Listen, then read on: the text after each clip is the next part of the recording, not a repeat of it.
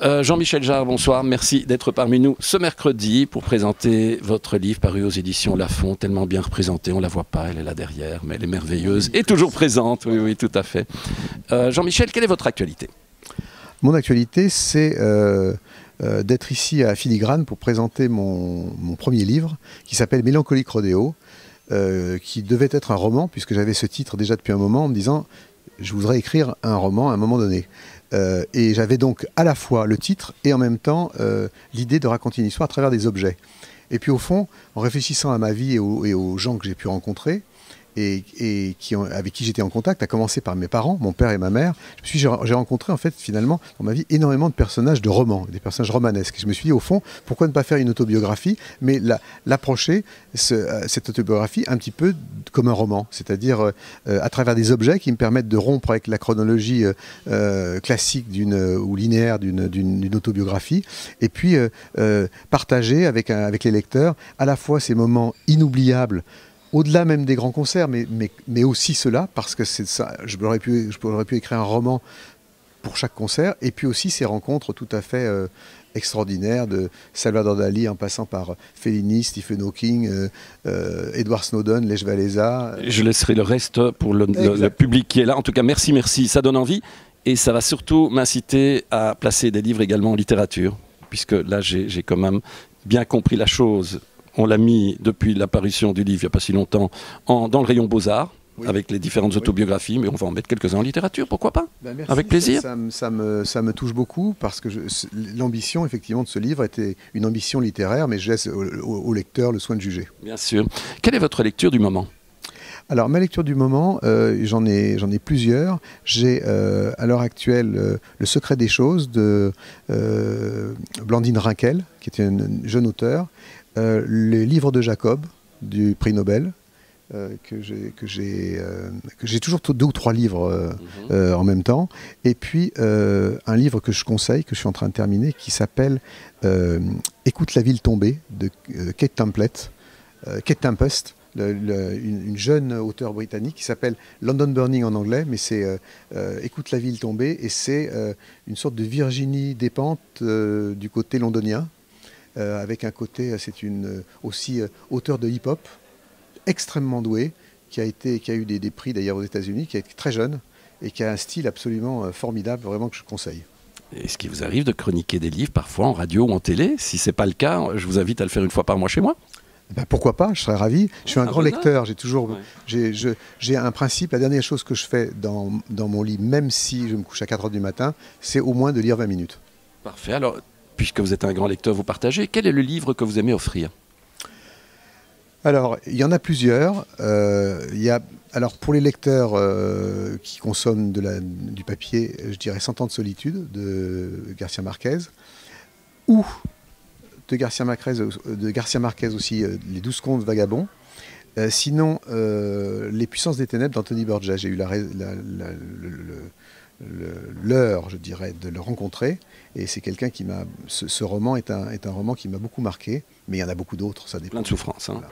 Et puis il y a aussi Temps zéro d'Italo Calvino. Je trouve qu'on ne parle pas assez d'Italo Calvino, qui est un auteur majeur. Auteur et conteur. Voilà, auteur et conteur, le Baron Perché, mais Temps zéro avec l'histoire de cette molécule, numéro, je ne me souviens plus du numéro, mais est une nouvelle d'ailleurs, Temps zéro, une série de nouvelles totalement surréalistes et que j'aime beaucoup. Merci. Je vois Brice qui en est à, je ne sais pas, sa 40e bière, donc maintenant on va répondre du tac au tac, parce que quand il s'impatiente, il boit beaucoup, et alors il ne se tient absolument plus. Donc quel est votre... Ça peut apporter de l'imprévu à la discussion. N'est-ce pas? Quel est votre premier souvenir de lecture? Mon premier souvenir de lecture, ça doit être... alors, j'en ai 2. Le premier, c'est La Comtesse de Ségur, chez moi. J'étais plus Jules Verne que Comtesse de Ségur, chez mes grands-parents. J'adorais La Comtesse de Ségur, c'est en fait, je dirais, la comédie humaine pour les enfants, à cette époque, né Rostopchine. Je trouvais ça toujours totalement magique. Et puis il y a un autre souvenir de lecture encore plus jeune, où en fait j'allais dans le lit de ma mère quand j'avais 5-6 ans le dimanche comme ça, pour traîner, et elle avait sur l'étagère des petites éditions blanches et rouges du théâtre, donc Corneille, Racine, Shakespeare. Et en fait, mon rapport à la littérature a été d'abord un rapport tactile, un rapport du toucher. Je ne savais pas lire, mais j'ai été en contact avec Andromaque et avec Hamlet avant de savoir lire. Parce que le contexte et l'odeur de ces petits livres avaient quelque chose de magique. J'ai été introduit à la littérature par, de manière olfactive. Voilà, ce qui est merveilleux, c'est que moi, mes souvenirs, Jean-Michel Jarre, c'est la musique, merci, j'ai baigné des années. Mais là, je découvre un passionné du livre, je suis ravi, il n'y en a pas assez, c'est un vrai passionné. Donc je l'inviterai, j'espère, à venir présenter les ouvrages des autres. Est-ce que vous êtes également série télé? Avez-vous une série télé? Laquelle alors? Allez, 2-3, allez-y. 2-3. Alors, 2-3 dans un ordre absolu qu'il faut arrêter, tout arrêter, faire ses sens, c'est Peaky Blinders. Évidemment. Une autre... Est-ce que vous pensez, puisqu'on a vu la 5e saison, qu'on va tourner à l'Uchronie ou pas? Ah ben ça on peut pas en parler, on peut pas en parler. J'ai mon opinion, mais je laisse. Non, on peut pas parler pour les gens qui savent pas de quoi on parle. On ne dit rien. Et puis il y a une autre série qui est extraordinaire, qui est Too Old to Die Young comment il s'appelle, Refn Wiggin, le gars qui a fait The Drive et Only God Forgives. Je vous conseille vraiment cette série qui est extraordinaire. C'est l'éloge de la lenteur. C'est-à-dire que chaque personnage met 15 secondes à répondre, ce qu'on va éviter de faire avec lui, 15 secondes à se parler, et c'est totalement surréaliste, c'est un mélange de Tarantino, de David Lynch, de Lars von Trier, c'est extraordinaire, à voir d'urgence. Et puis il y en a au moins beaucoup d'autres, Suits, que j'ai recommandé à mon éditrice, et puis il y en a plein. Ozark qui est formidable. On attend la suite. Là, Big Little Lies aussi qui est formidable. Et je dois dire que bravo, chapeau bas aux Anglais et aux Américains, et aux Anglais en particulier.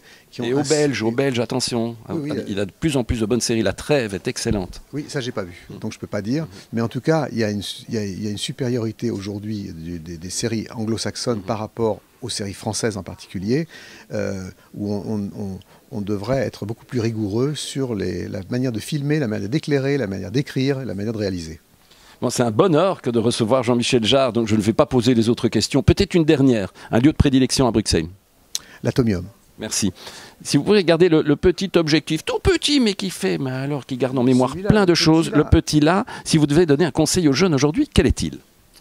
Ne négligez pas le papier, mais l'écran peut tout à fait convenir, que ce soit Kindle, moi personnellement je préfère les iPads, parce que j'aime bien aussi le toucher de l'écran pour lire. Et l'avantage, c'est que vous pouvez partir en voyage avec une centaine de livres qui ne pèsent rien, et donc ça permet de ne pas abandonner la lecture au profit de Fortnite. Voilà. Merci Jean-Michel, encore bravo pour ce premier roman autobiographique, on peut le dire, et j'espère un rapide retour pour chroniquer des lectures. Merci beaucoup, merci.